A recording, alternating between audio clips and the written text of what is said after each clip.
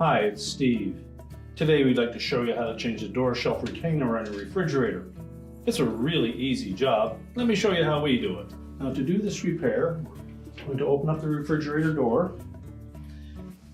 If the old trim piece is still on, you'll need to remove it.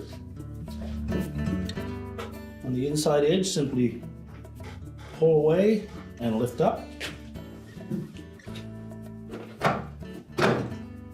And that will lift off the old retainer. We'll discard it. Now when installing the new one, we want to make sure that we slide these two end tabs over those projections on the inner door panel. So simply line it up. Press it down until the top of that retainer is flush with the edges of that liner. Now to prolong the life of that retainer, make sure that we don't put too many items on that bottom shelf that will push up against it.